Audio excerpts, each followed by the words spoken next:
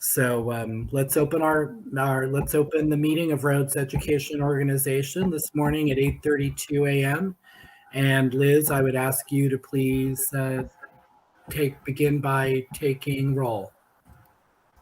All right, thank you. Let's see. Is Secretary Halverson back?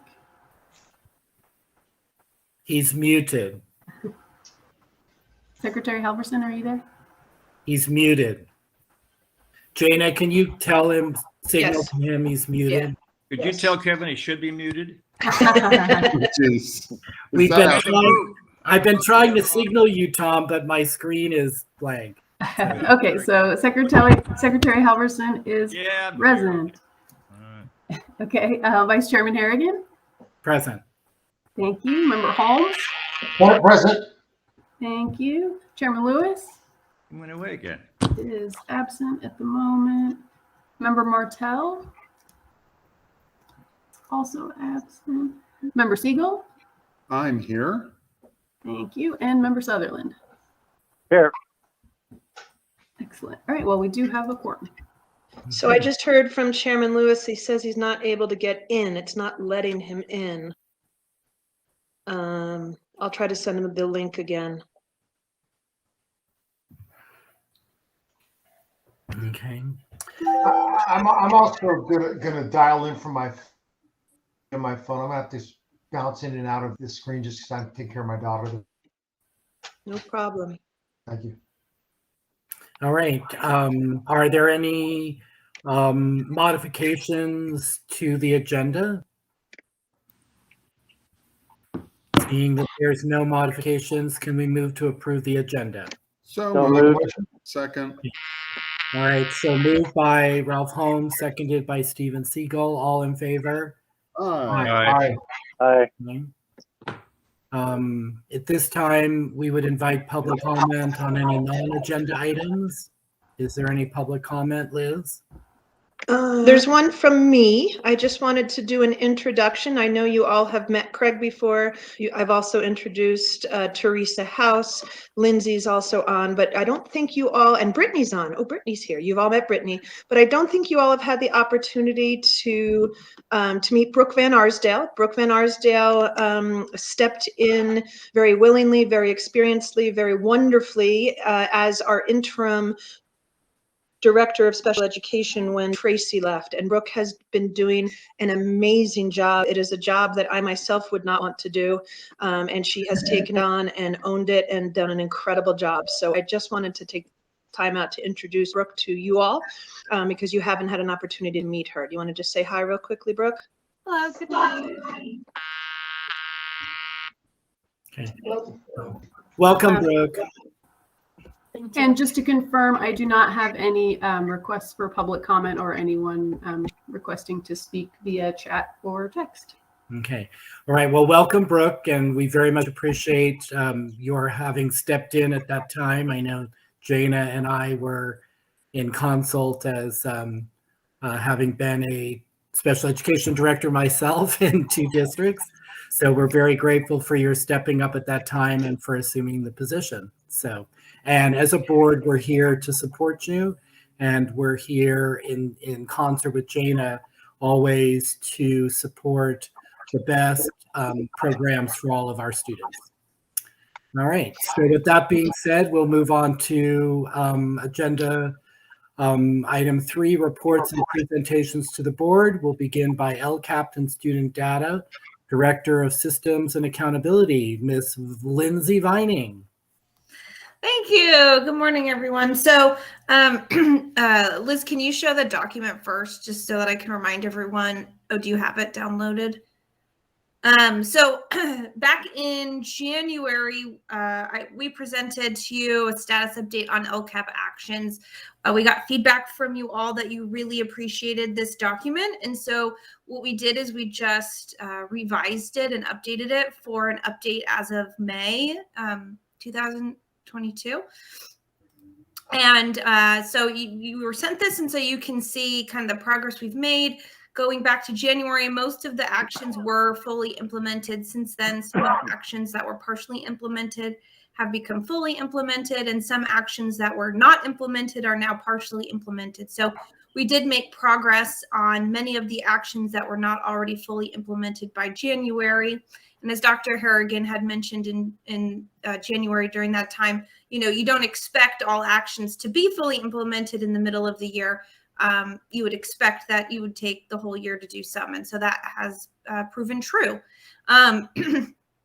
Only to note, since you have this, there are some actions that will be adjusted for the upcoming school year. Just upon reflection about some of the things that we were doing, we thought that we could make some changes to some actions. And so that's in my presentation, but I just wanted to make that note that these are the current actions for the school year, but there's notes about which ones will be adjusted for the upcoming school year. Not too many, just a couple. Lindsay, And catch your Lindsay- breath. Catch your breath. I'm just letting everybody Lin- know that I'm here on the call. I'm on my cell phone, but I will try and get through my computer. I was having issues logging in, Yeah. but I am. We can see you, handsome. Hey, Jim. We can see you, handsome. We went ahead, Jim, and began so that Thank you. we're being timely because we know Yes. you have a big day ahead. So, Thank Lindsay, you. I would just like to thank you for this work, because my advocacy was to show the board how we were making that progress, how we were making those mid-benchmark accomplishments, how it guided us in the things we needed to continue to do throughout the year. And then it guides the development of our next plan, that we're not starting from scratch each year. So thank you very much. Okay, Lindsay. Yes. No, thank you for highlighting that. And that is true that many of the actions, as they show success, just continue year to year with minor tweaks based on reflection. So we don't want to do the same, something new every single year. We want to do what works and move forward. So that document's for you guys. If you have any questions on that, you can ask, of course, but I'll go through the summary of that in the presentation. So thank you, Liz. So as a reminder, our goals for our school are what drives what we do as a school. And so those goals will not change for the next LCAP. And the goals focus on these things here that are listed. So the relationships we build with families and making students engage in school. We're still focusing on college and career for Pivot students for after high school. It's really important. And of course, their academic achievement while they're at Pivot Charter School. And then just to note that there is a requirement that if you have a certain number of English learners in a school, you do need to have a goal and some actions for those. And so our North Bay campus does have that number of English learners. And so we do have an English learner goal specific to North Bay. But those goals, the idea of that is incorporated into the academic achievement portion for the other schools. So we don't ignore the English learners. We just wrap it into the academic achievement goal for the other schools. So we've made some progress in our actions. The fully implemented you'll see on the left, and we have not implemented, which is very exciting. What's Gina doing? She's having a seizure. No, just kidding. I think that's Jana's version of a fist bump. The whoop whoop. So we have two that are almost fully implemented, just very small things. We're in the middle of interviewing for our English learner educational coordinator. We have some good candidates there we're excited about. And the technology management, we're going to move forward on an audit of our Google. But other than that, those are pretty much fully implemented. And then we've made some progress in some of our professional development, social emotional learning, CTE, and other positions. And so you can read more about that in the document that I showed you guys at the beginning. These are the metrics. This is how we measure, are we making progress towards our goals? And you have to have something that's measurable, quantifiable. And so these are the ones that we've been using. You'll see that in the LCAPs later when you have to approve the LCAPs, that there's a 3-year cycle. And so this is our second year. So there'll be a baseline year, and then you'll see some comparison from last year to this year on these measures.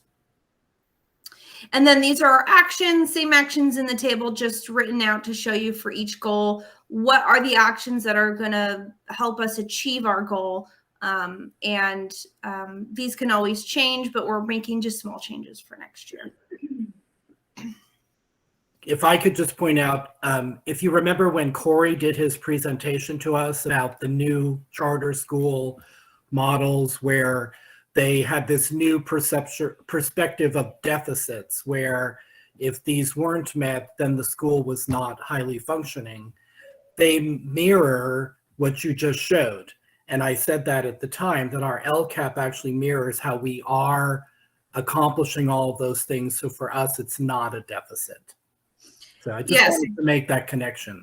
Yes, and another thing for you when you're thinking, you all as a team, when we're thinking about our charters and everything, the weight on the California school dashboard is incredibly important. The state has a system for identifying charter schools who get the red or orange color and will automatically sort them. And those measures are also mandatory in the LCAP. And so it's all very aligned. And of course, if we ever get to those colors, which we haven't had for a few years because of COVID, they've been shutting down the dashboard.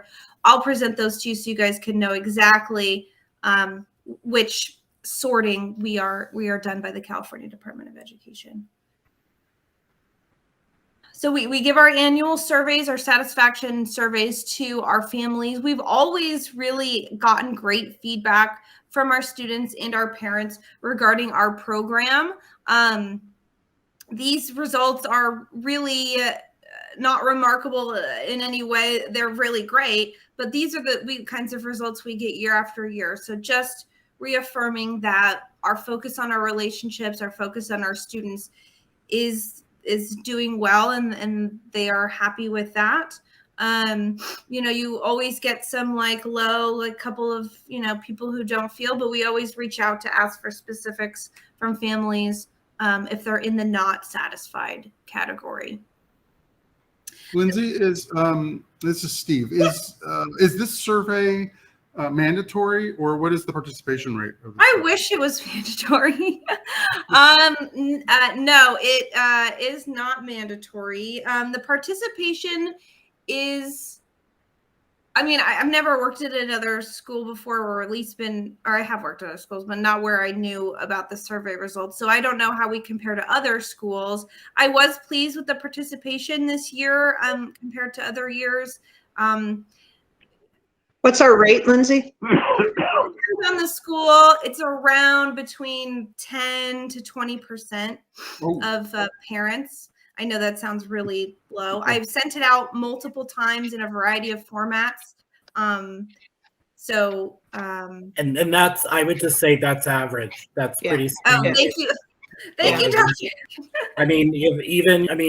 With all due diligence and advertising, asking them to be filled out at parent meetings, at site council meetings, to even get 20 to 25% response is very positive. Yeah, Trepepi Smith told us once it's between 8 and 12% just in general, surveys in general. Oh, just surveys in general. Yeah. Okay, great. Well, then I feel better. Thank you, guys. It's a solid sample size, and those are strong results. I think you're always going to have 20% of people that don't like anything, and we don't even have that. So we should feel strong about that. Yeah, and yes. And I think the fact that we usually you take your 1 to 3% at each end and really don't include it in your data analysis because they're the extreme outliers in the positive or the negative. But the fact that we reach out to them, I think, is really an excellent practice. Yes. My favorite, of course, are the comments, because you really get to see patterns. You really get to see what exactly they like or don't like, besides just, yes, I'm happy, or no, I'm not happy. Overwhelmingly, the students and parents feel support from our staff. It's very clear that the staff is the school. The way that they describe the satisfaction they have with their teachers, the satisfaction they have with the communication and the levels of support they're getting. Of course, there's also some comments about the the structure of the program, the flexibility that it allows them. My favorite one on here is I can be done for the day quick and I can do stuff with my dad. I just feel like that sort of highlights like what we're able to give our students more than just in academics or anything like that. Like it's fulfilling them in a way that they can have this kind of life. And so the very obvious themes here, and I read through like hundreds and hundreds of comments, and there was like only 1 out of hundreds negative. That was like, I wish it was more like this. So I was really, really pleased with these comments. And then the next one are the parents. And the parents, similar, very similar, happy with the teachers, but definitely a little more nuanced in their comments than the students, a little more specific. They like the communication. They like the flexibility of the time of day students can work and also the speed at which students could work. A lot of comments about my child finally, blah, blah, blah, finally like is happy, finally likes school, finally has someone that is in their life that, you know, cares about, finally. So a lot of comments like that. And anecdotally from doing this years after years and reading these comments after comments, it feels as though this year was really a positive year. A lot of people feeling really good about what we've been able to do for their students. Lindsay, that's terrific. And what's even more terrific about that is those are many of the reasons we founded the school, and that is our brand. That is what we say we are. So for students to see that and recognize that, and parents for that matter, is terrific because that's what we say we are. So I'm very encouraged by those comments. Yes. And, you know, I try to pick ones that were reflective and different. So there's lots and lots of comments, but I try to find the ones that spoke to the different types of comments. All right. And so just really quickly, just a reminder about our students and the data that comes out of it. There's not too much here, but our population, we always want to look at our population, still serving a high percent of socioeconomically disadvantaged students. I'm going to make a note about Oak Grove Union. If you don't know about Oak Grove Union, that is our authorizing district, and they only have 1 elementary school, but their majority of their students are in a charter that they have. And so when I pull their data, that charter is not included. And so that's why that says 75. So for people who are like, what? That doesn't make any sense. They have a charter school that serves like 400 and something students. And that they're not included, but their numbers are very similar with the 20% in the socioeconomically disadvantaged English learners, foster youth. The charter school number theirs are pretty similar. Yeah. All that reflects is kindergarten. Oh, okay. The elementary school is a dependent charter, and the middle school is a dependent charter authorized by the district. Yeah. So the only thing that's reported actually is kindergarten. So.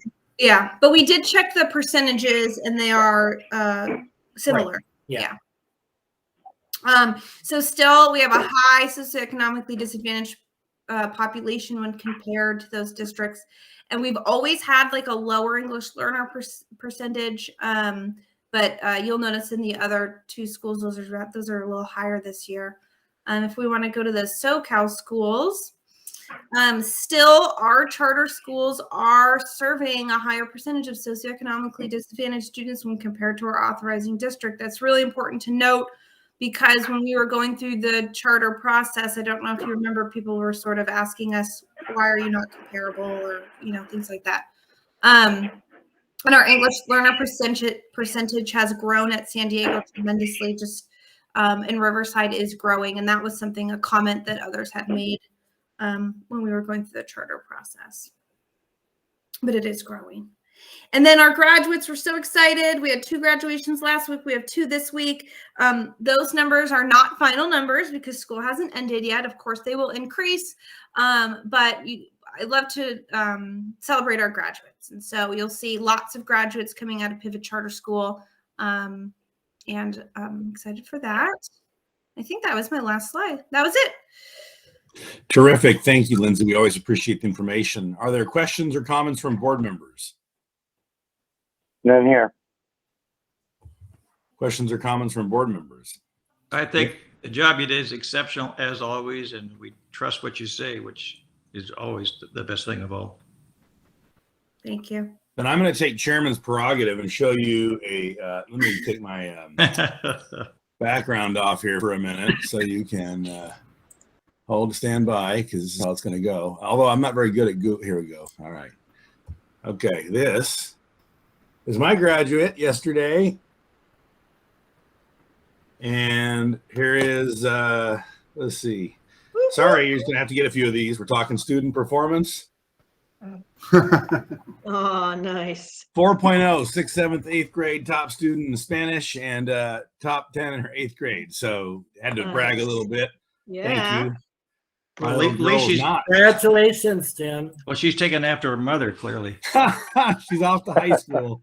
Woo! Here we go. Well, thank you all for letting me share. I have family in town this weekend. My son's being baptized tomorrow, and I have the privilege of baptizing him at church. So that'll be really wonderful tomorrow. So big Lewis family weekend, but thanks for letting me boast a little bit. I miss not seeing you all in person. Yeah. Okay, our next item is the financial update. Liz, go ahead. All right. My apologies. I am a bit congested, so if I fail to speak clearly, please let me know. But I'll do my best. So today we have on our financial update a quick recap of our final forecast as we close out the current fiscal year, and then an update on the coming budget year, including the governor's May revise, which came out last month, and how we feel about that, and all of the sort of associated things that trickle out into the out years. And we'll also talk about a few extra things, such as ESSER and things like that have had some changes. So, okay, so quick recap of this year. Our final ADA was a little bit better at P2, which is our primary funding reporting period that determines our revenues. So our P1 from December was 621.62, and then our April numbers for average daily attendance were slightly higher. This increase is historically fairly consistent with some of our other years. It kind of changes a bit from year to year. Some years we see a larger increase, but there have definitely been years comparable to this. So it's not incredibly remarkable, but it did help our bottom line a little bit to have a little bit more attendance, generating some revenue for this fiscal year. And this is how it looks here on the increased ADA, about an extra 162K. And that with some other cleanup items, mostly just true ups based on actuals and things like that. Our net income or operating income now is about 787K, which if you remember, we do have the PPP forgiveness this year. And we had been talking about, if we didn't have that, what would our operating income look like?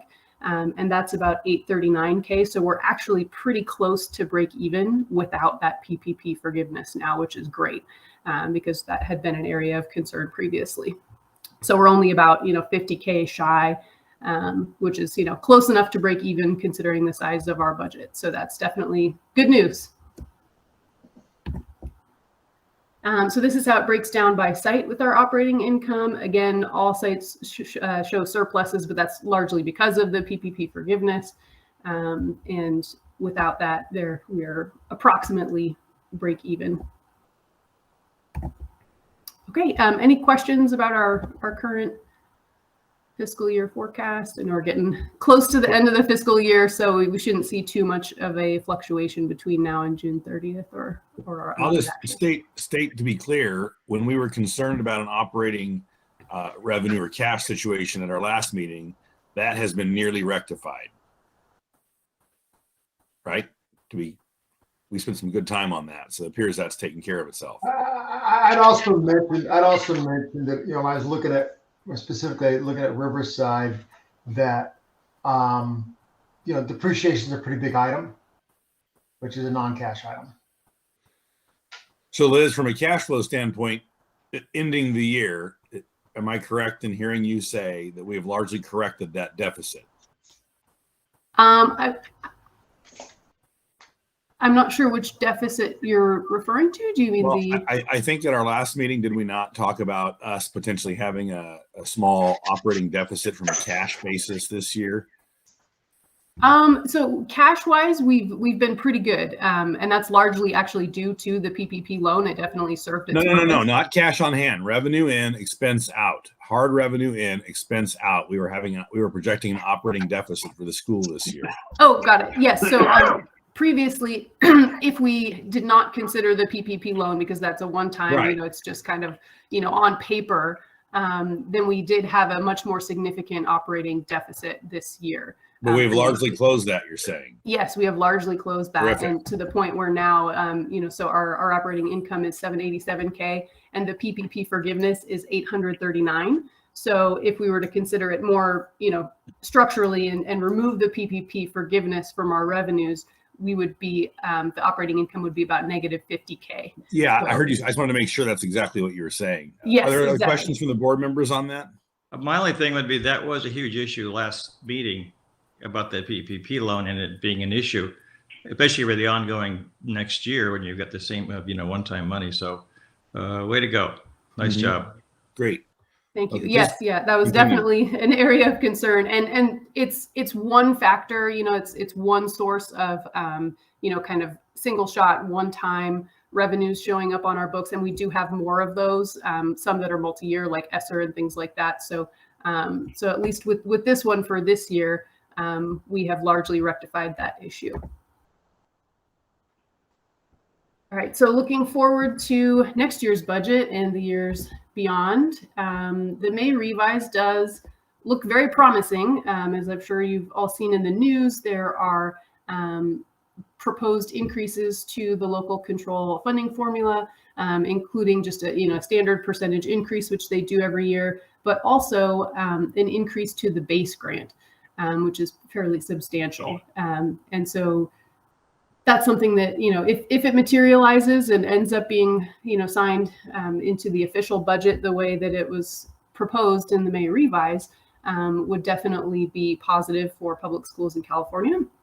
And there's also a one-time discretionary grant, which hasn't really been Newsom's, kind of way that he operates. We've had several years now with no one-time discretionary grants. That was a thing under Governor Brown that we used to see a lot. And we have not seen that under Governor Newsom, but there is a proposed one-time discretionary grant this year that is pretty substantial. So we'll look at that a little more in detail on a subsequent slide. There's also some, I put a big red X here because this doesn't apply to non-classroom based charter schools. But there's been a lot of discussion about, ADA versus enrollment. How should schools be funded? There's declining enrollment in California, and COVID has thrown a wrench into everything, for school districts, charter schools, everyone. So there's been a lot of talk about this kind of choice for this year of choosing, what's more advantageous for schools. But that only applies to classroom-based schools. So it's yet another thing that non-classroom-based charter schools are kind of being cut out of, so that we don't have that flexibility that other school districts or classroom-based charter schools will have. Fortunately for us, I don't think it will be a huge issue on that particular front. Okay, so the proposed funding increases in the May revise. The January proposal had an increase of 5.33%. There's an increase in the May revise up to 6.56. And then with the base grant that we spoke about, that increase equates to roughly another 3.29%. So it's possible that we will see a fairly significant increase in LCFF funding for next year if everything goes through as proposed. So looking at the historical increases, as you see in 2021, this was the year where COVID, we had a 0% increase. There was, some kind of panic and knee-jerking, responses around COVID and things like that. So I just want to highlight the volatility there. We do have these projections that look good, But there's also a lot of talk about like a potential recession on the horizon and things like that. So we know how quickly these things can change. And, a year that might show, a 4% increase projected right now, or a 5.38 or something like that. When things get tough, that could drop to 0 or potentially even negative, depending on what happens. I don't want to be, kind of a doom and gloom naysayer, but we just need to be prepared, and not kind of overextend ourselves because we're expecting to have, this like great increase for several years when there's definitely some, potential for volatility. So we're cautiously optimistic about the future of LCFF. But we'll definitely kind of keep monitoring that, potential for recession and what that could do to the state budget in future years. Okay, so here's the detail about the one-time funding that I was mentioning. So you can see here in the last 3 fiscal years, there was nothing in the way of one-time discretionary kind of unrestricted funds. And so that's been the way that Governor Newsom has kind of been operating. He's been, using these funds for other things like buying down the STRS, CalSTRS, state teachers retirement system, unfunded liability, issues with state pensions and things like that. And also the legislature has been very, focused on having one-time funds be for specific purposes, specific grants targeted at in-person instruction and COVID-related things. That have a lot of strings attached. So there haven't been these kind of, unrestricted one-time grants like we used to get under Governor Brown. However, this year there is one proposed, and it's huge compared to, any of the other ones that we had in previous fiscal years. So again, I'm cautiously optimistic, but because of the way that things have gone so far with the legislature and Governor Brown, I think the way that this actually shakes out in the budget, it might get sliced and diced a bit. It might get, kind of put into some more categorical type grants or programs that do have strings attached. But right now, the way it's proposed in the May revise, is entirely discretionary. All schools get it. And it's, pretty unrestricted. Liz, I think it's going to stay that way. I was in the Capitol, as a few of you know, from when I called into a subcommittee meeting a few weeks ago. I was actually at the Capitol 2 days before the May revise, talking to my senator on several issues, and he chairs the Education Committee in the Senate, the Budget Committee in particular. What this is all about is the state of California has such a large surplus, it's just hard to get your mind around. And because it's so large, if they spend it in certain ways, they trigger something called the GAN limit. They cross the actual limit of what they can spend because so much revenue is poured in. And that triggers all kinds of other issues, mandatory taxpayer rebates, spending controls, etc. And so they have to be very careful with the Prop 98 funding guarantee for education and many other things about how they appropriate the money. So they're doing these just one-time magic grants, if you will, that are no strings, Those don't actually trigger GAN limit issues. And so you're going to find a lot of this, even in my world, for capital project money, that they're going to have a pork fest over there as far as projects for cities and counties and things like this for schools, because it's one time kind of here you go, doesn't really count money. So I think that is why it is this way, and that I'm confident it will likely stay this way because of those issues. And that makes sense, with the GAN limit, as you mentioned, if there are ways that they can allocate the funds without, kind of contributing to that and triggering that, it is definitely, it's a form of security that this won't get changed and sliced and diced, hopefully, or anything like that, or exclude, non-classroom based charter schools like so often happens with other types of funding allocations and grants. So again, always cautiously optimistic, but it's good to hear your perspective on that as well, that you're confident that that will remain unrestricted. Our budgeted ADA, so we actually did achieve enrollment numbers this year that would support this ADA. Just we had kind of a slow growth in the beginning. So we are hoping for enrollment to materialize a little bit quicker next year, especially at our small sites like North Valley and San Diego, and stay consistent there. But overall, each site is very similar projection in ADA to this current year. And if it doesn't materialize, obviously we will adjust. But you know, it's one of those things that in order for these sites to remain viable, we kind of have to hit these targets. So that's another you know, kind of reason why we built it in there for long-term stability. So we do have in the out years, we have no ADA increases whatsoever for the next 3 years built into the budget.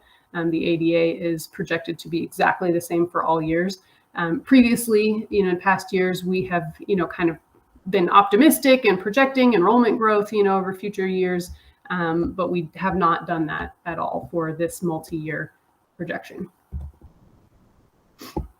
So seeing the budget across these out years here, our current year forecast, and then so next year, our preliminary budget, and then for these 2 out years here, you'll see kind of, you know, some fluctuations in the revenues where it goes up and then actually back down a little bit. That's potentially, or partially due to the one-time funds that we just discussed. And then there are other funding sources such as ESSER that are multi-year things that, you know, we kind of allocate based on what we expect our expenses to be and stretch those out into the future fiscal years, but also trying to be aware of those trickling off, you know, and so we're trying to reduce our reliance on those sorts of funding sources as we go into the out years. One thing to notice though with ESSER is the feds did kind of soften the timeline on that, and we now have another 18 months to spend those. So previously we had only budgeted ESSER funds through the end of the 23-24 fiscal year.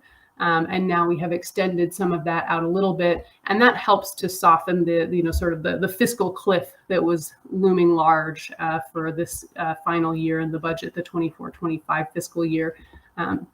So having ESSER have a little more flexibility on the spending timeline helps kind of soften that and make it not quite as steep of a fiscal cliff. It kind of tapers off a little more nicely. Okay, and here's how next year breaks out by site. You'll see all the sites are fairly close to break even, considering the size of their budgets. And as Member Holmes mentioned, the depreciation expense at Riverside is substantial. So even though the operating income is slightly negative, very close to break even, so much of that is due to the depreciation. And without that, the school, you know, is actually doing quite well. Enrollment has gone up. That's our one school where we're actually seeing enrollment, you know, kind of increase.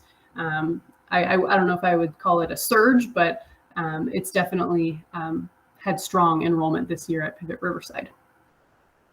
Their re-enrollment is up 40 over what it was last year right now. Well, I should say, I'm sorry, their total enrollment is up 40 over what it was this time last year for next year. Okay, so including the re-enrollments and new enrollments for next year. Correct. Okay, so a few things that we're keeping an eye on. Obviously, as we said, enrollment is always a big question mark. It's our largest driver of revenues. And what happens with the final June budget, how different it may or may not be, and the associated trailer bills and things like that. I'm really hoping that the trailer bills will not include so many programmatic changes this year like they did last year to independent study.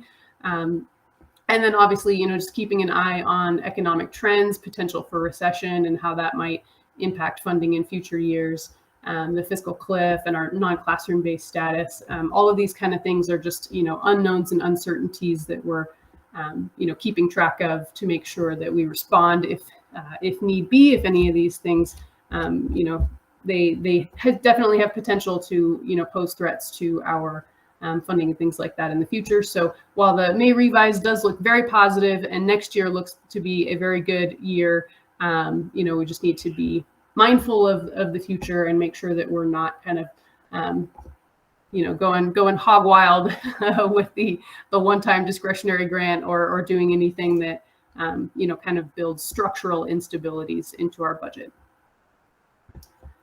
One thing I meant to mention for next year is we also have an MTSS grant, which is kind of a short-term, one-time thing. And big thank you to Kristen Poitras. I don't think she is on today, but she's our MTSS coordinator that helped facilitate this grant.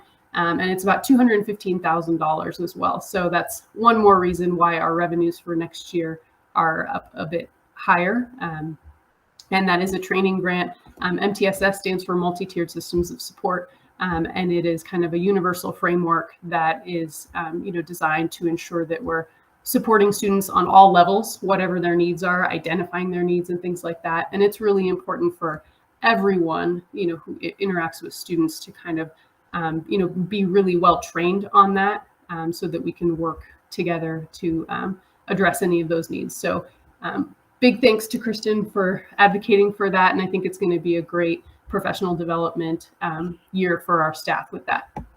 So that's one of our accomplishments, is we did secure that MTSS grant for next year.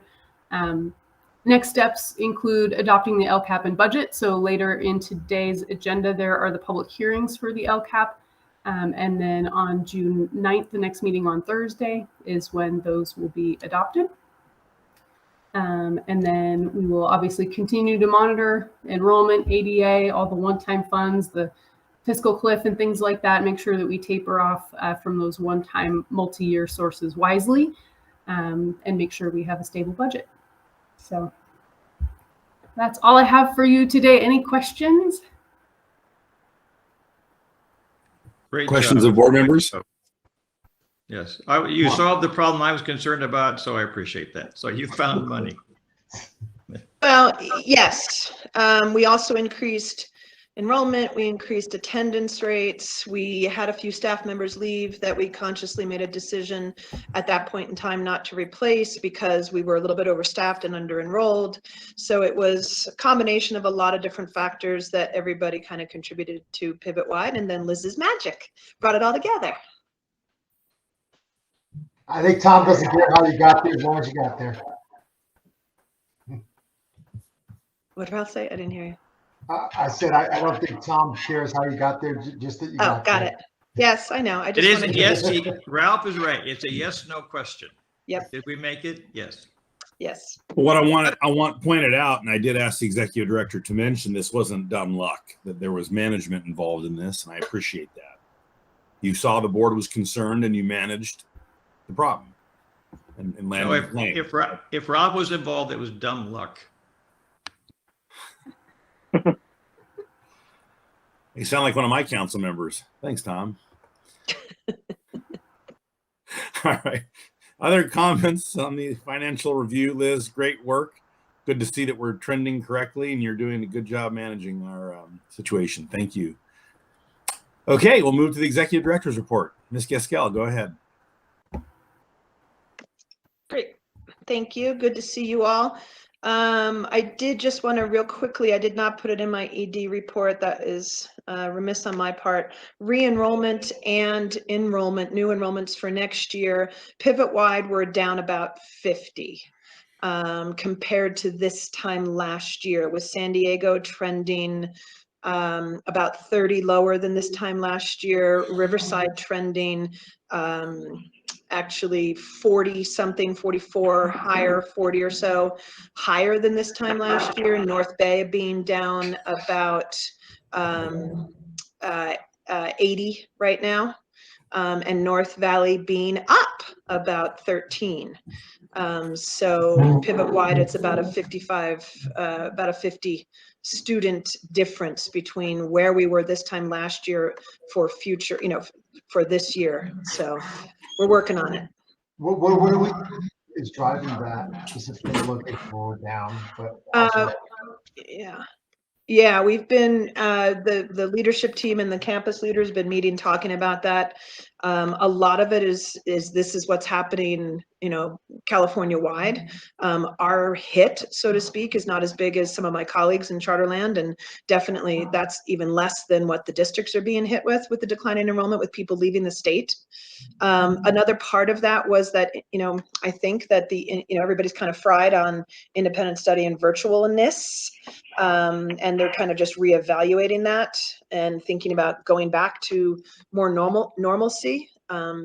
Also, districts had to last year, they were required to offer independent study programs. I think a lot of those independent study programs will no longer continue, and parents just don't realize it yet, or they haven't been told, or they're still up in the air, and that they may actually come our way once they realize that those independent study programs, some of them will be going away. So there's several factors that we're looking at right now. And of the reduction, how much of it is students leaving versus kids graduating and just not having new enrollments? Well, we take into account when I give you those numbers, the graduates. So it is just students. We don't have as many new students, except for in Riverside, this time as we did last year. Truth be told, re-enrollment is fairly strong. So it's the lack of new students right now that we don't have compared to this time last year. If you just look at it, in a very simplified way, the re-enrollment is fairly strong. I always look at things simply. That was the question. Yep, I love it. I love it.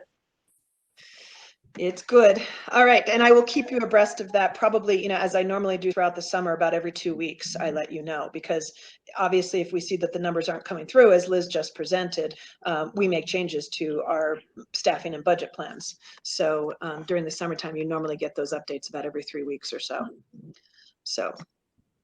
Okay, so we're going to talk about some facilities,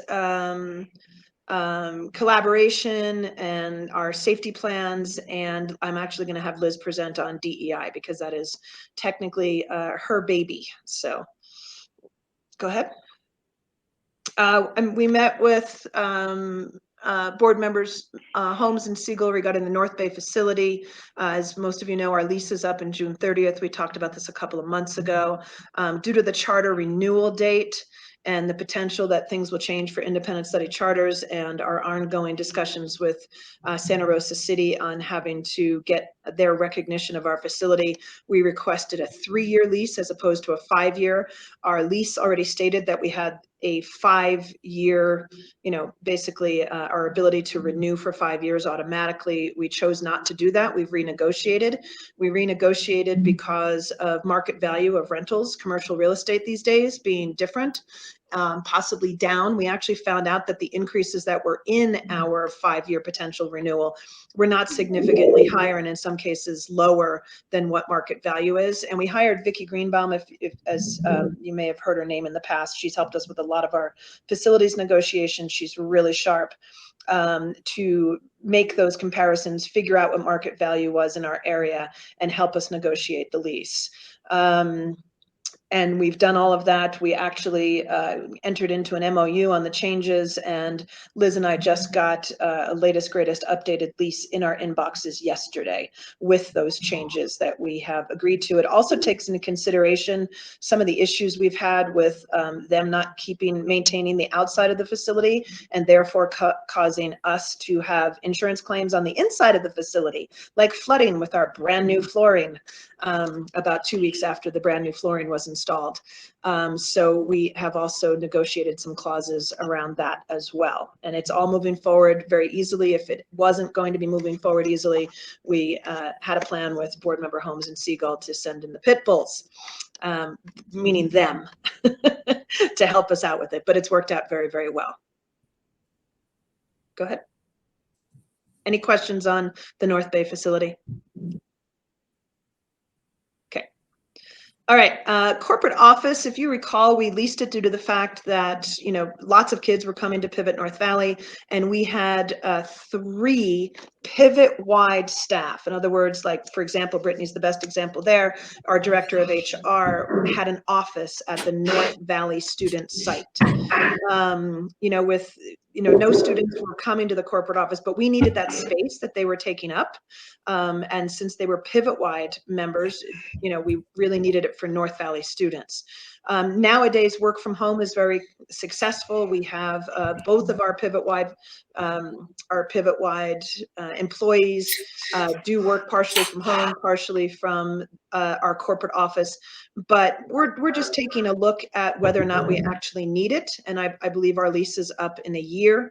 So I'm just letting you know in advance that we'll be having these discussions in the coming months. But to me, it's sort of a no-brainer if it's not being used. And obviously, it was also the place where we were going to be holding our board meetings, and we can no longer have board meetings there. So we are taking a look at that as well on facilities. And all we would really need for Brittany is a place where she can house confidential files, hard copies of confidential and corporate files. So it would not be a large space we would need. So What is the cost of that space? Liz, do you want to pull that up while I'm finishing up my presentation, and we can let them know at the end? What was the question, Ralph? Cost of the corporate facility. Oh,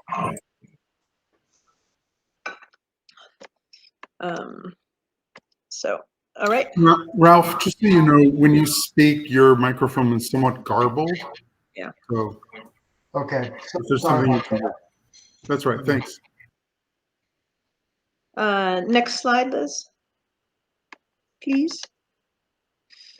I know that, we've had the budget subcommittees and the board has met on a lot of the things that we've been discussing lately, as far as the salary schedules and increases. I just wanted the board to know how much work went behind this on a lot of different people's plates, from their plates, between myself, the chief business officer, the director of systems and accountability. Also, our campus leaders had a lot of input. We've had so much collaboration this year since January, since the kickoff really from our leadership meeting. We continued with campus leader meetings that Craig had been running since the beginning of the year and incorporating them into that collaboration, as well as the bigger team, the leadership team, as I refer to them, meeting every single week. That included our MTSS coordinator, included our registrar, included our system, our academic counselor, included our MTSS, Teresa House. Everybody was included in those meetings. So when Lindsay and I would meet to create the surveys, and as you know, with surveys, especially to employees, you need to be very, very, you want to get the results that you're looking for. So wordsmithing them took us a lot of time. And we had surveys after surveys, and then we had follow-up meetings, some that Lindsay ran, some that I ran, some that Liz ran, depending on what we were talking about. We had a lot of collaboration on those. And it was just an incredible process.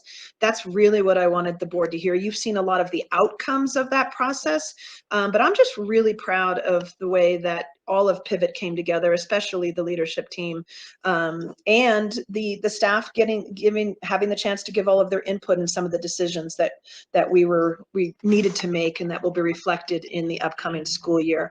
It's been amazing, I think, and I just wanted to recognize everybody for that. It was a great process, and I've been meeting with individual staff throughout it as well.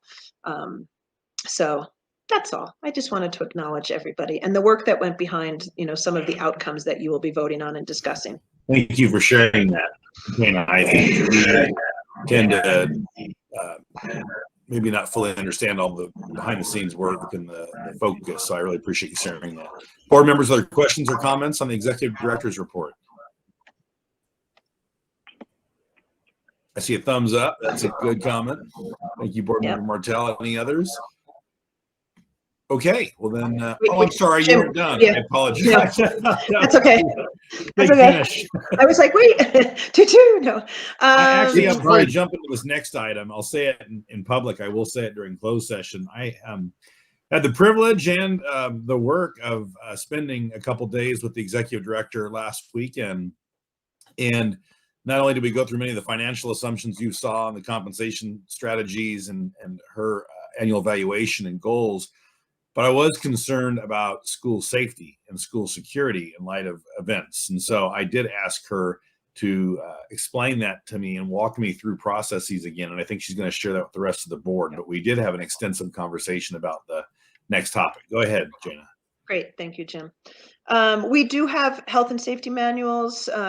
I did one, I think it was even before I was hired by you all as executive director. I was helping consulting, but those have been revised and revised, but we've had them for the school for a number of years. And then we had a consulting company review them and provide input in 2017.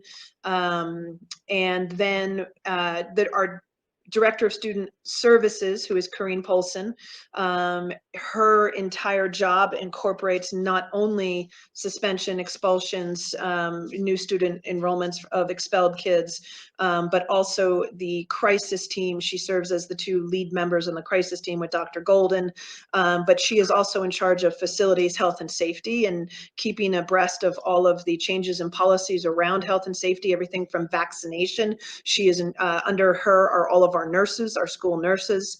And so she updates these manuals.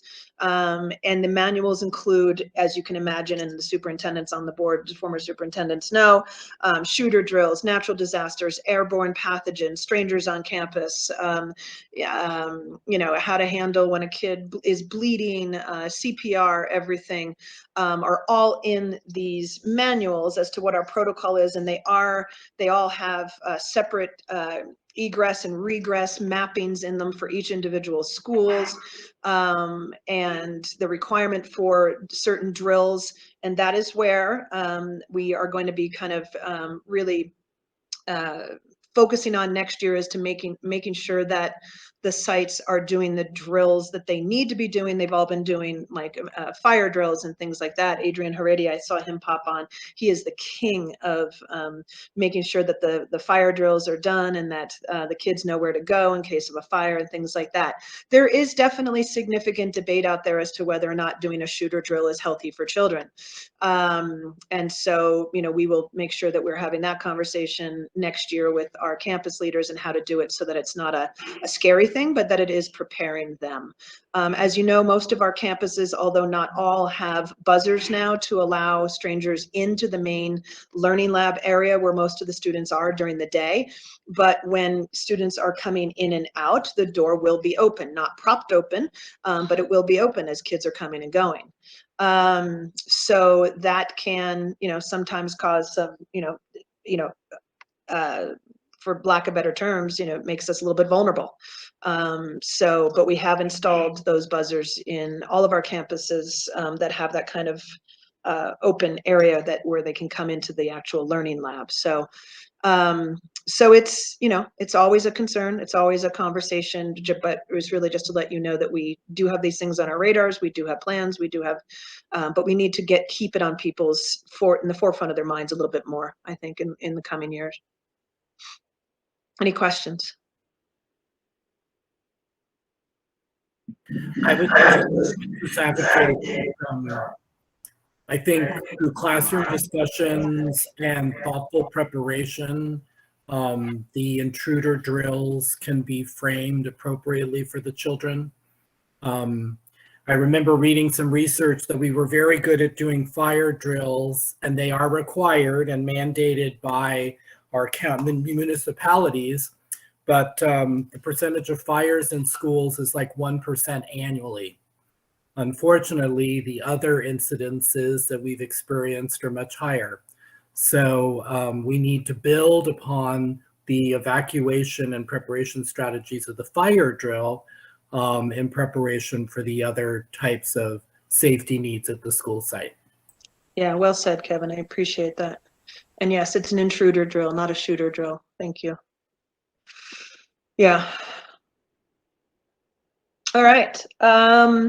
Just attendance at the sites. Pre-COVID, we had varying but consistent attendance at all of the sites. Pivot North Bay even had a wait list, as you remember, and even for short periods of time, North Valley and San Diego went to an afternoon program. But the morning programs have been full, which is one of the reasons why we needed a new site in Riverside. And even North Valley was full during morning program times. The average attendance was between 40 and 70% of students attending at some point during the week, not necessarily 5 days a week. And since reopening, now remember, last April we reopened because we were required to reopen, and we wanted to allow students who needed a facility to go to be able to have that again when all the rest of the public schools started reopening. But we didn't like say, now we're going to do this humongous program to come to the school sites. We just reopened for them, to be there for them, to have teachers meet with kids and have them be with each other. So really, it's just been this school year that we reopened with a program at the school sites. We have only had between 10 to 20%, and that's really being kind of generous, of our students attending our sites, except at Pivot North Bay and the Pivot with their middle school especially. So I'm letting you know this because it's going to be a focus of ours next year. The campus leaders have been meeting with Craig and myself and Lindsay extensively on what it is we are going to be doing next year to make being on the school site valuable, interesting, useful, effective, efficient, and to drive the kids to want to be there and be eyeball to eyeball with credentialed teachers at the school sites and utilizing our facilities, to implement a program that's going to drive them back to the school sites and drive them to be meeting with teachers and doing cool things with teachers and getting credits, taking classes and doing hands-on project-based. So we've been working on this now for 3 months. I wish I could say we're done, but we're not, but we will be, obviously, before the teachers leave for the end of the summer, before they leave for the summer at the end of the school year, so that teachers know what's going to be happening on the school sites and who's going to be doing what next year. It's been a lot of work. We can't get it, and not every site has to be exactly the same. But, and some things we didn't think we were going to be able to do, that because of Newsom's May revise, which only was 3 weeks ago, 2 weeks ago, whatever, 3 weeks ago, now we can do. So we thought we were doing X and now we can do Y. So there's a bit of a scramble there. That's no one's fault. It's good news and it's great, but we are having to scramble a little bit. So plans that we had up till 3 weeks ago or 2 weeks ago, whenever he released the new monies, we're having to redo because, we can do more with who we've got, so it's going to be an interesting process, but just so that it is a huge focus of ours going into next year. Jana, is there any research that shows whether in-person versus remote learning is better or how it differs? No, not in the sense that I think what you're asking, except for our own sort of internal data that we've shared with you, that during the COVID years, our number of credits increased. But we can't say that that's necessarily because we were offering online workshops instead of an on-site program. That we can't say that that was a direct correlation because it was such a different population of students, and it was because of COVID, not because of anything Pivot was doing necessarily. So we've always anecdotally said that that was the case. But, Lindsay and I have talked about, well, how can we measure that? How can we measure, except for tracking, 15 kids that come to campus, and are they doing better than the other 85 kids that don't come to campus, and again, that may not be a result of what we're doing on campus. It could just be the kiddo that chooses to come to the campus, Right. So it's really hard to measure, but I'll tell you, having been to 2 of our graduations already, and by the way, they have been absolutely fabulous. Kudos to Pivot Riverside. It was that was the first time that they were actually in a venue since COVID. Same thing with San Diego. Gail and her team there just created amazing graduations. Never a dry eye in the audience. Looking forward to the next 2 this coming week. Anecdotally, the stories that they tell and the stories that the families come to me and say afterwards are, really about what we offer as far as the hybrid program and the community that we build on campus. Specifically, people came. Adrian got presents from students because he's the face of Pivot San Diego when they first get there, and that's just cool, that happens. And Bill, the same thing. Bill got presents as well. And, just the fact that we have a site where they come and they meet Bill and they meet Adrian and Joelle and Adriana and Anna, it's what they love, but they don't all take advantage of it throughout the school year. Why is that? So we're spending a lot of time analyzing that. Like I said, Craig, Lindsay, myself, and the campus leaders, which is Gail and Brandon and Travis and Abigail. Any other questions? I already kind of said this, so you can skip that slide. And I will turn it over to Liz. Thanks, Jana. All right, so the last time we had spoken with you all, I think we were kind of more at the beginning phases of our diversity, equity, and inclusion work. And we've done a lot of thinking and planning since then, and I'm happy to say that we are now getting off the ground. So we have convened a, well, first we called it a work group, but now we've morphed into calling it, it's going to be our DEI Council. And we have great plans for how this can kind of continue on an ongoing basis. But so we meet monthly. We started in January and kind of got on the same page in terms of what are our goals, what are we trying to do, and what do we want to have facilitated with an kind of an expert type person. And we did find a wonderful consultant that I'm thrilled that we were able to secure and work with. His name is Nick Daly. And so far we are working through kind of a DEI specific mission and vision for the council to kind of solidify what is it that we're trying to do. What are we what are our projects, and plans, and how do we want to be structured? And while we're still at the very beginning phases, our next meeting, which is actually in about 2 weeks, will be kind of finalizing the DEI Council mission and a list of projects, kind of doing brainstorming and things like that. So I'm really excited because even just in the short time that we've had with Nick Daly, I feel like he has shown that he is definitely very experienced in this, and I think he has a lot of potential to help facilitate the group and kind of teach us how to fish, so to speak, so that we can once we're done with our contract with him, that we can continue doing this work on our own. So we did facilitate a 21-day racial equity habit building challenge, first with the council and then with All Pivot as kind of just a voluntary activity, and facilitated some discussions around that as well, and had some really positive feedback. And people who are not necessarily members of the work group or the council some of them have been reaching out to me about, oh, I have this great idea. Can we do this, for the elementary school library, or can we do this? And so people have been having great ideas and looking for ways that they can increase, diversity, equity, inclusion within their own sphere of influence and control. So I just wanted to kind of update you on that. We are making progress, and also a quick introduction to Nick Daly. So this is our consultant. His business is called Love Serve Daily. And I think one of the reasons that we selected him is because his values really seem to align with us at Pivot, because he is focused on just like an attitude and culture of love and building people up. And so we really resonated with that. As you heard from all the survey responses and everything, we're so focused on building those relationships, kind of cultivating, positive relationships, kindness, and things like that. And a lot of times people, can feel a little bit vulnerable or defensive when talking about topics like race and equity and privilege and things like that.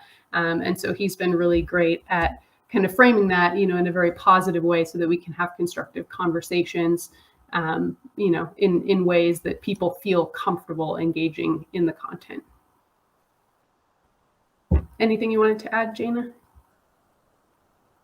No, I'm really enjoying the process. I'm learning a lot. We all are, I think. We talk about that almost every time we meet, how much, we think, oh, I got this. And yeah, no, we don't. So it's been great. And Liz really did spearhead all of this. She's kept us on track. She found Nick. You know, it's been great, and I appreciate that she's done that. So I'd just like to just kind of advocate a loop of governance support. At the initiation, we had some board members who were interested in supporting this work. And so I would value, as one of those board members, perhaps having an opportunity to be debriefed a bit more on this, or even as one of the board members who was on the subcommittee, again, not micromanaging, but just wanting to continue to be informed, aware, bring our own experience to the work that our organization is doing. And then I would advocate, based on my own experience, that we then, in my previous districts and in Alameda County, we brought this work back to our boards in board workshops for the board to do some of this work, perhaps in our January retreat, so that we're reflecting ourselves as leaders on the practices that our staffs and our students are employing so that we can support it. So it's kind of a governance loop. Yeah. And I think that that our organization has grown so powerfully that I think we're now at a point where we have the I'm going to use the word the leisure to actually engage in some of these additional governance practices because our organization is so strong and it's running so well.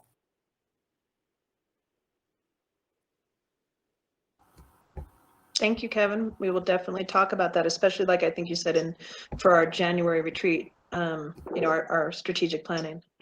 Pat?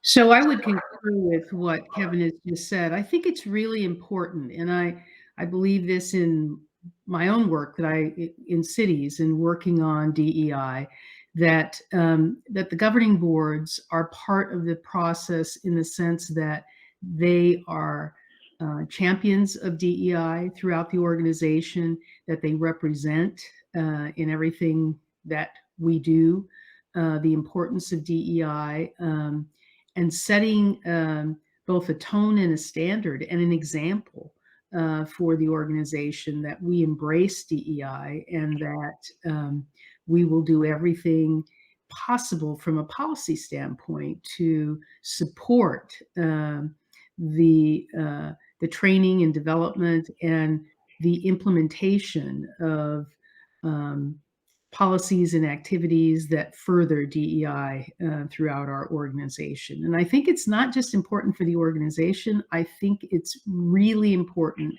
for the families that we serve to know that. Yeah, that's a great point, that the board is behind it as well. It's not a staff-driven thing. This is an organization-wide focus. And I appreciate that, Pat and Kevin. Thank you. Absolutely.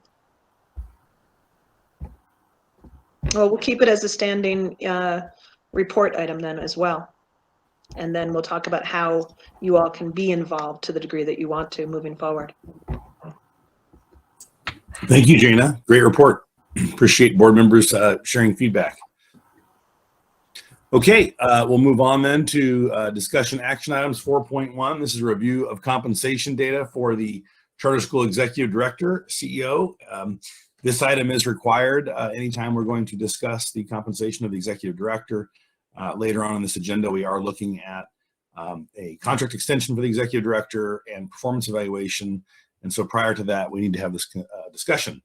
So Ms. Gaskell, do you want to, it says my name, but I know there's a process here, but are you walking us through something or? No, just Liz, if you could pull up the document. Last October, we had, you all had also, because my contract was being updated. Last October, you had reviewed compensation studies that were done by CharterSafe, our risk management company. I did reach out to them and they did not redo them this year. They said they will try to do them every other year. So they weren't current. So, and nor was the one that our attorneys gave us last year. So the legal firm did another comp study, and that's what you're looking at here is a more recent comp study. Based on this past school year's compensation of charter schools similar to ours.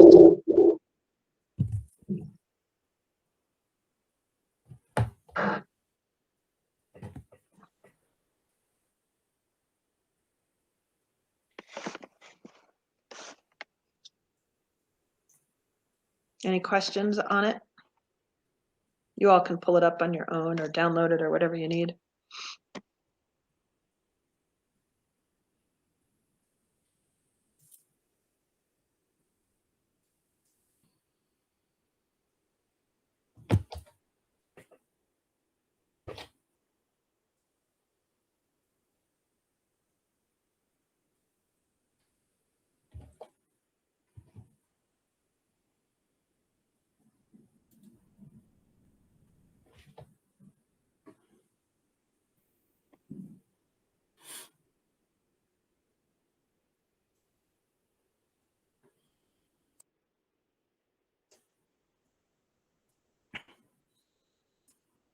So, other questions on that?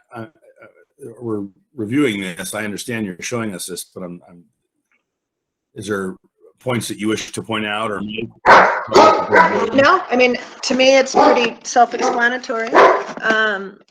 And just if you guys had any questions or wanted any more data or what have you, but you know, again, it's required for you to review this if you're going to be changing my contract at all. So, and my contract expires June 30th. That's why we're looking at my contract. Thank you for clarifying that. Our action is timely today. I expire. Not if we can help it. All right, so here are some the review of compensation. Any questions about that? It certainly appears that our executive director's compensation is not out of the range of others. And we can see that here. So I think that needed to be stated publicly prior to meeting in closed session. Any questions of board members for the public discussion before we adjourn to closed session? None here. None here, Jim. Okay. Well, thank you. Then we will adjourn to closed session. Okay. Thank you. We are back out of closed session. There is no reportable action from closed session other than I would say the board has absolute support, respect, and awe of our executive director and the work she does. Thank you for all that you do for the school. You're terrific. Thank you, guys. Thank you all. I'm now going to hand the meeting over to our very capable vice chairman as I have family obligations with my daughter's graduation. Thank you, Vice Chair Harrigan. I appreciate it. Thank you, James, and congratulations to you and to your daughter and family. Thank you all. Bye-bye. Jim, have a good one. All right, so we're now moving to agenda items 8, discussion action items. 8.1, schedule of regular board meetings for 2022-23. Executive Director. Jana, would you like to speak to this? Yes, we do it one of two ways every year.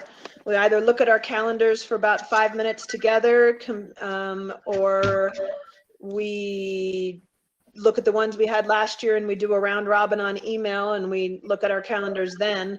But we do need to set the calendar by this next board meeting, June 9th, which is a regularly scheduled board meeting for the following school year. So do we want to just take these and mimic the day of the week and the timing that they were this past year and apply them to next year? What do you want to do? You could do that, change them later. Yeah, I think that I think we've developed somewhat of a root pattern.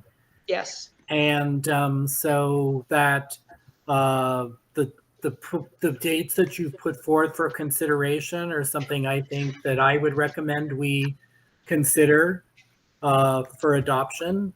And I would just say personally, I truly valued the calendar that Liz put together that we received. It really helped me see the day of the week, the time, and the length of the anticipated meeting.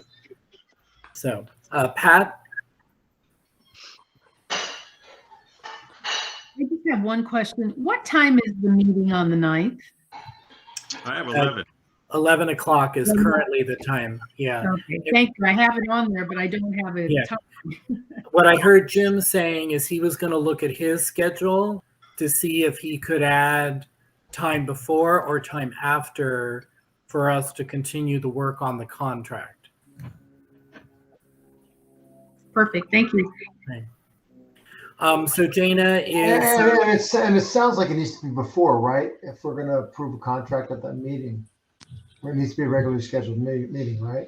Yes, it has to be a regularly scheduled meeting. So it's got to be before that. Yeah. Well, I think we'll need to discuss. Okay. I'll follow up with Jim, Ralph. Thank you. I just want to point that out. Yeah. Because as I said earlier, I think we can approve a contract for Jana, and then we could go into closed session to continue the discussion of the other items, and then amend the contract. That would be another way of doing it. Okay. All right. So coming back to these calendar dates then, Jana, is it sufficient direction to say the board is comfortable with that second cluster starting with Thursday, August 25th? Yes. That sounds great. Okay. And understand if for some reason, COVID kicks in again and there's need for the emergency declarations, we would end up having to meet monthly like we did again until such time that no longer exists. Right. But let's pray and hope that does not happen. Yeah. Well, can I just point out that we currently are operating under AB 361. So we Correct. still have to do that on Thursday, on the June Yes. 9th meeting. And Yeah. depending on what happens then, we may or may not need to schedule additional special meetings. Correct. And so these are presumably all in Sonoma County, period, end of story for 2022-23. Depending on what you vote about moving forward on All right, Thursday. I make a motion to approve these dates. Second. So you'll just send those out? Correct. We'll send out a document, we'll send out calendar invites, all of the above. All right. All those in favor? Aye. Aye. Aye. All right. Thank you everyone for your input. 8.2 insurance contracts for 2022-23. Liz? Okay, so this is an interesting item, and you all had directed us to do some research into options. And as you remember, last year we had brought a second insurance contract proposal to you all, just for all types of insurance. And in the end, you all elected to continue with CharterSafe, and we've been happy with the coverage that they've provided and the supports and everything.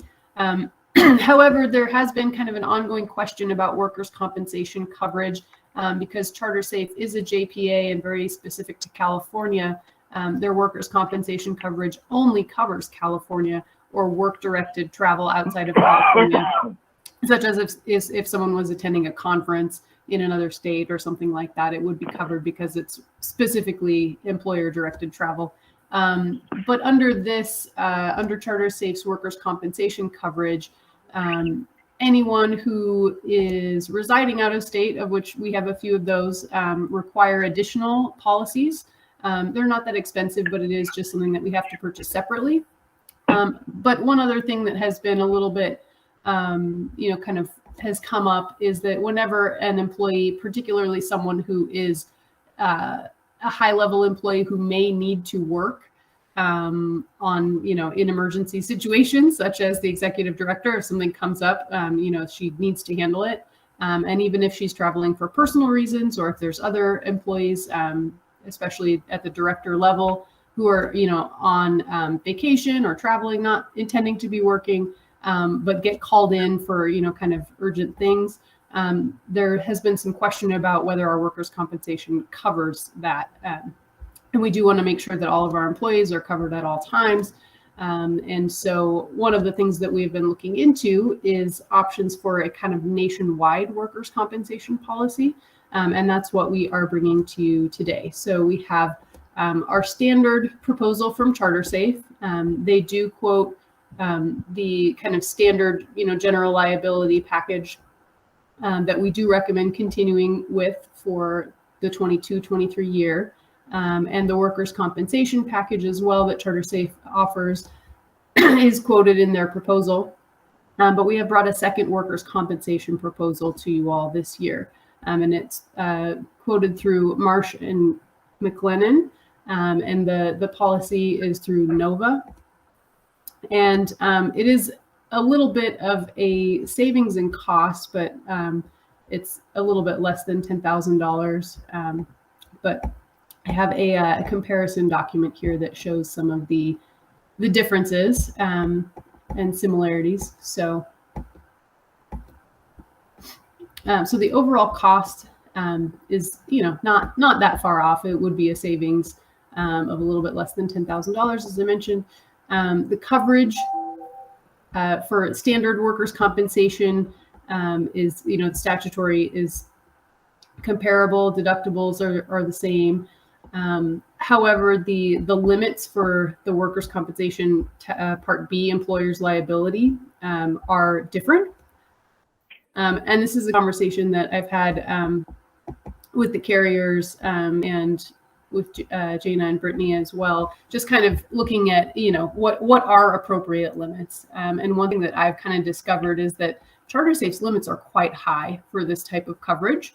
And it's not necessarily, industry standard or what we might need. So CharterSafe's limits for the employer's liability are $5 million. Industry standard that I've seen, the upper end is more like 1 million, and that's in line with this second proposal that Marsh and McLennan obtained through NOVA. So 1 million is a very standard limit, and we don't currently have any MOUs or agreements which require anything in excess of 1 million. So it is staff's opinion that either policy would be appropriate for the needs of our organization, despite these limits being lower on the NOVA policy. Both policies include lots of training and assistance and things like that. One convenience of the NOVA policy through Marsh and McLennan is that we would not have to obtain additional policies for anyone who resides out of state who's been authorized to do that by the board. And it would potentially increase our coverage for those emergency situations that arise when someone is traveling and then gets called in and has to do some work, even though they may be outside of California. So at this time, it is school staff's recommendation to go with the workers' compensation policy through Marsh & McLennan and NOVA. But if you have any questions or concerns or follow-up items you'd like us to look into, please let me know. Can I just ask a clarifying question? The other CharterSafe policy that is not related to workers' compensation. Mm-hmm. So there's no, how can I say that? CharterSafe does not require us are the policies independent of each other? That's a great question. And it was something that I did confirm with CharterSafe. They do allow members. I don't know if this has been true in the past, but I did confirm that at least for this coming year, they do allow members to elect membership only for one policy and not both. So they have always on their proposals they've listed them out separately. Okay. And so you'll see here on their proposal, they have the liability and property package premium is listed here. And then the workers' compensation policy is listed separately. And so there's no relationship in cost. For example, the liability and property package is discounted because we also take the workers' comp through them. Not in this case. The only one that is dependent on that in this case would be the COVID-19 rebate, because Okay. that is based on their membership and the premiums paid by each member organization. So if we were to elect only the liability and property package through Charter Safe, then the COVID-19 rebate would be decreased. Okay. But the two policies are separate, and we can choose to continue membership in Charter Safe, but only on the core liability and property package. Okay. Thank you. I mean, because I've had experience where one was correlated to the other, or there was a discount based on taking the two. So staff's recommendation is to take the liability and property package with Charter Safe and to do the workers' comp and employers' liability contribution with NOVA through the Marsh McClellan agency. And the only consequence would be the COVID rebate would be adjusted.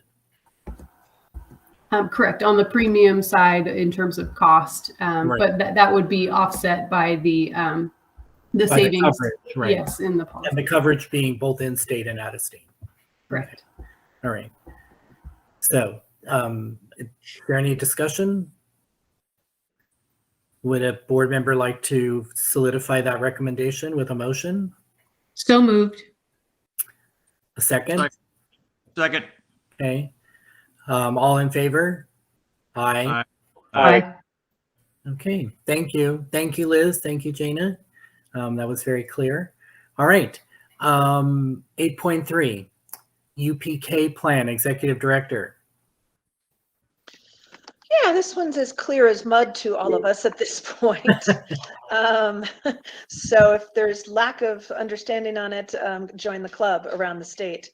And the issue is the legislator approved a universal pre-K program, which is also tied and related to a TK program, which we already do, a transitional kindergarten, and which we understood as charter schools about 4 years ago was a requirement if our authorizing districts had TK, that we needed to have it. And we have brought you in the past request for consideration for students to come into TK under our policies.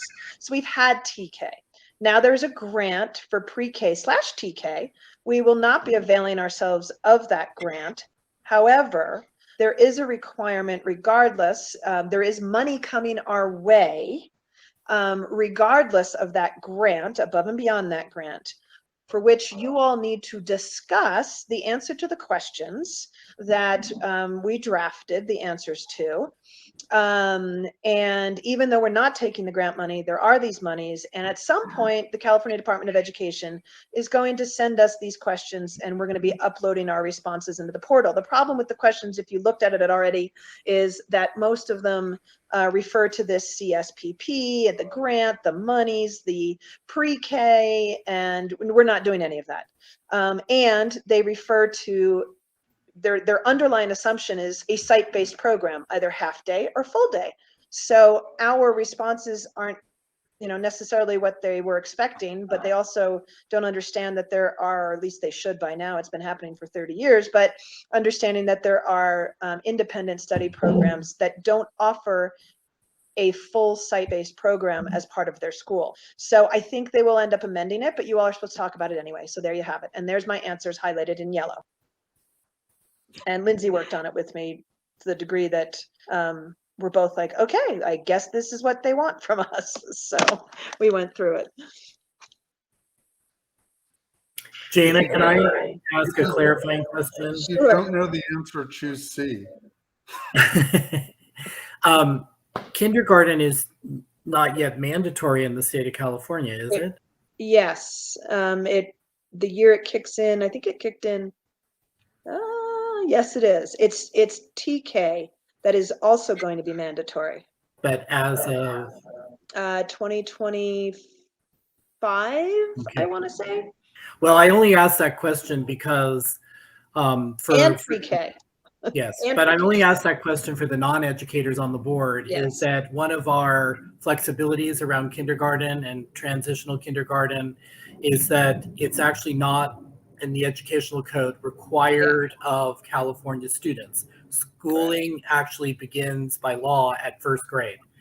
Yeah. So it provides us with a little bit of flexibility in terms of our obligations and the flexibility by which to respond. So I think at this point, Jana, we can validate that you answered these questions correctly and that we appreciate the support of your completing this document. And we will continue to await the guidance of the state as it changes in response to these needs of early childhood education. Yes, thank you. Do we need to just, is that enough, Jana? Yep, you just need to have discussed it and asked any questions that you have Right. of it. So, and I may be off on the dates that they're going to mandate it. They're still That's talking okay. about it, but I do. It was, but you understand what I'm saying. Yes, Is it yes. gives us another there. I just wanted to reassure my fellow board members that the liability here is very, is non-existent. Yeah. This is going to throw a real wrench in all of the really well articulated early childhood education programs in the larger urban districts, Right. such as San Francisco Unified, LA Unified, San Diego Unified. My sister is a child development specialist in San Francisco Unified School District. And this is, while there's certainly advocacy, the program models have not yet been well thought out. Yeah. So, all right, number 4, declaration of need for fully qualified educators for each Pivot Charter School Director of Human Resources. This is an annual safety net, right, Brittany? Correct. Yeah. Good morning or good afternoon now, everyone. Hi, Brittany. Hi. Yes. So the Declaration of Need is an annual form that we submit to the California Commission on Teacher Credentialing, or the CTC. There is a separate one for each Pivot school, and the purpose of them is that they serve as a prerequisite to the CTC authorizing any emergency permits that our teachers might need. So this isn't a new form, but it is kind of new to Pivot. This is only our second year submitting one. Once it is approved, we'll submit it to each of our counties or districts of authorization, and then to the CTC. Once the CTC has them on file, any teachers needing permits listed on the form will be able to send in their applications. And then each form will be valid for 1 year. And so we'll be presenting them annually, even if we actually don't need any emergency permits that year. Right. And this is something that our authorizing districts do annually and have done for many, many years, especially in areas, you articulate areas of need, such as I see special education. We may not, there's a shortage of credentialed teachers, so we may need to authorize someone who's in an intern program or who has an emergency authorization while they're completing their schooling. Correct. And basically whatever we put on this form is the maximum number we'll be allowed to request emergency permits for, but it is okay to overestimate. So Right. I don't actually think we'll be needing to submit 3 for North Bay. I think we possibly only need to do 1, but just as an example, it's sort of a safety net, like you mentioned Yes. earlier, that we have the ability to do that. Okay. All right. Do we need a motion to approve these? They do need to be approved. All right. Yes. So may I have a motion to approve the submission of the declarations of need for highly qualified educators? So moved. I say we approve this. All right. So thank you. Moved by OJ, seconded by Tom. All in favor? Aye. Aye. All right. Thank you, Brittany, for your Thank you. guidance and for your excellent explanation.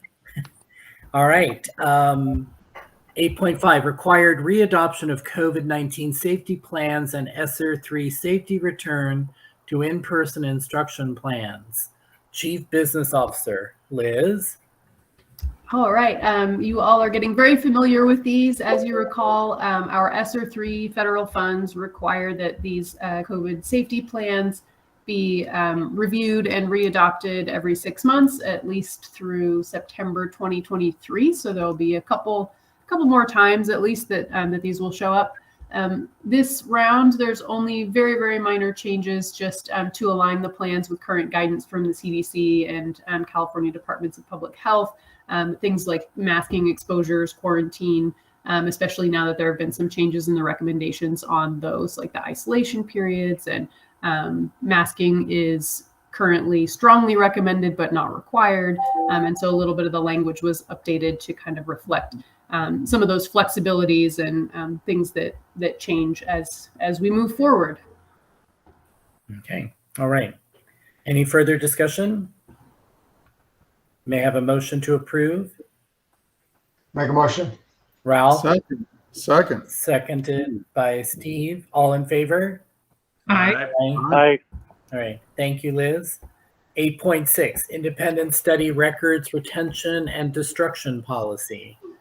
Yes. So this is the first piece that will come to you in some of our reviews now that Pivot has been in existence for 12 years, operating independent study programs. There are quite a bit of quite a lot of files that have been stored, and many of those are quite old. And in looking through our policies to determine whether or not we could dispose of them, it came to light that we didn't have an incredibly extensive or comprehensive records retention and destruction policy that outlined the periods of time to keep various types of files. So this is the first piece. This is just for independent study compliance records. So things like work samples and attendance claims, which are largely needed to substantiate our attendance for independent study programs, being a non-classroom based charter school. The recommendation for these is generally 3 years after their usefulness, and their usefulness is generally determined to be through the time the audit is completed for that year. And so this is sort of the most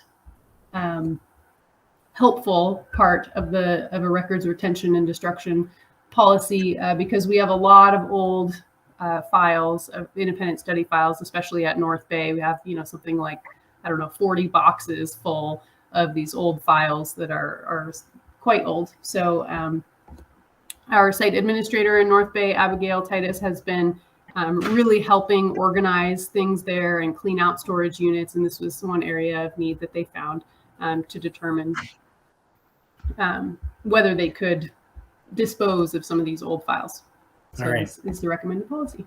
All right. So with the recommendation of the chief business official to accept this policy, may I have a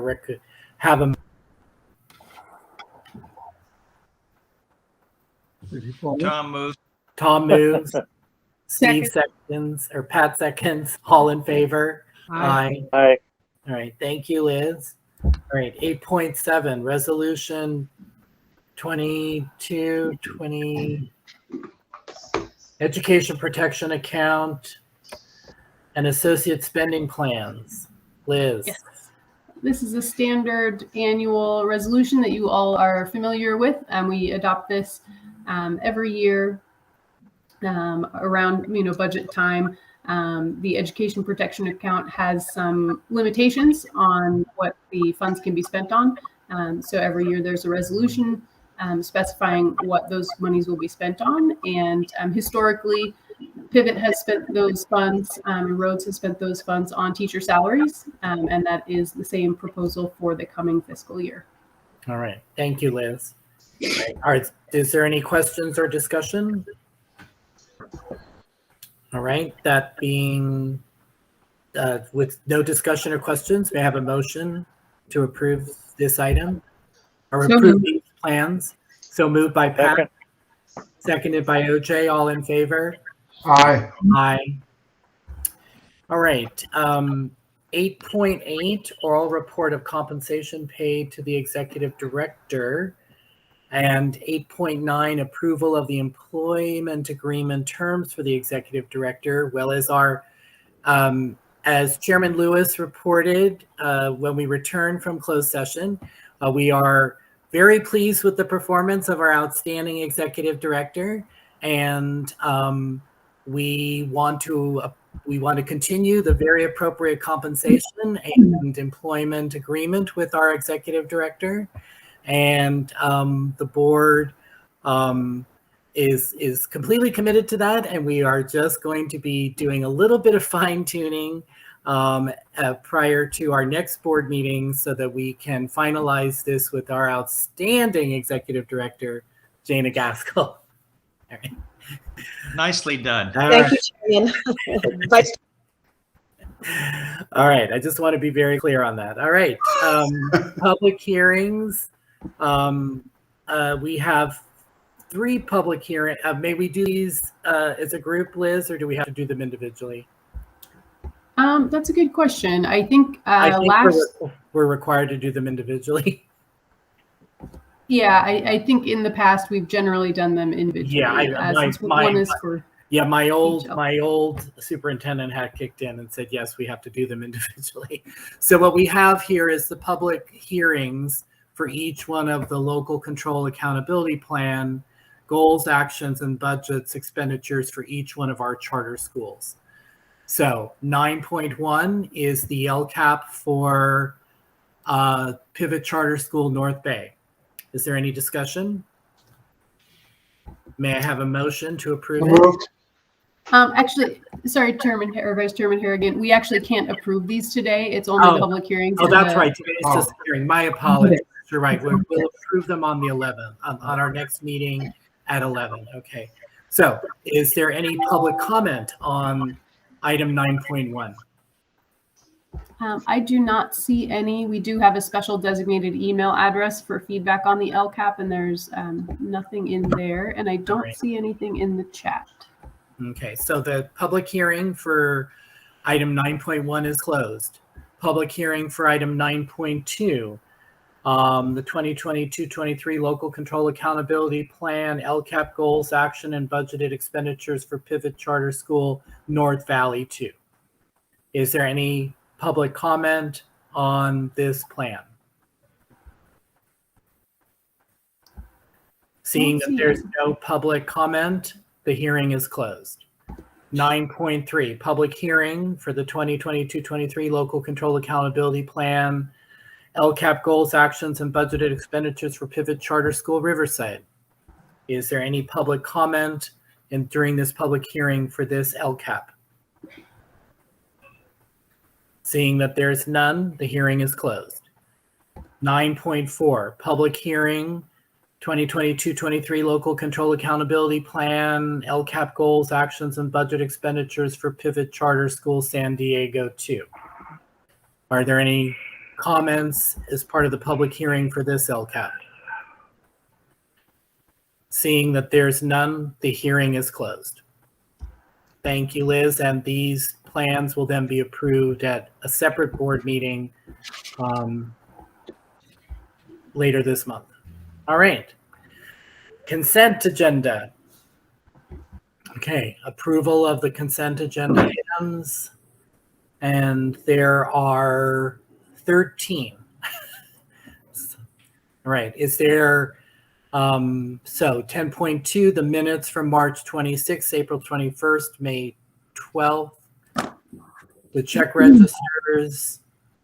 registers, curriculum contracts, continuing services contracts, calendars for the 22-23 school year, instructional minute calculations, graduation requirements, independent study policy.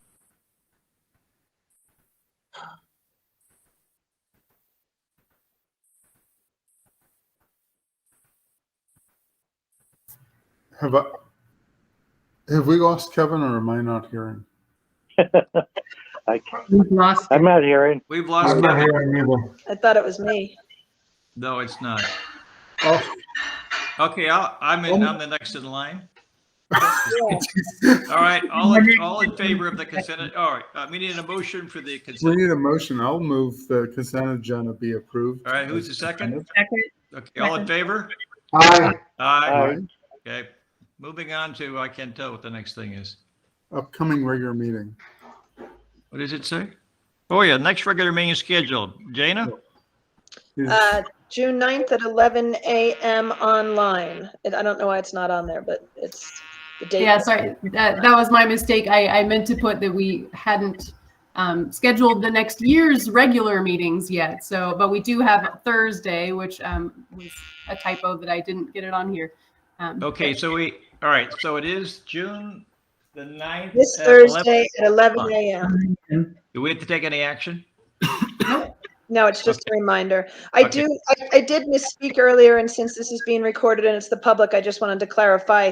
It is not kindergarten that's going to be required. That is still that no child has to enter school until they're 6 years old, which is first grade. But if we have a kindergarten, the TK will be required of every single school by 25, 26. I just wanted to clarify that because I misspoke earlier. Thank you, Jana. Next item. Oh, adjournment. Any other business? Jana, There's no other business that I can think of. anybody else? All right, well, I'll see you on the 9th, I guess.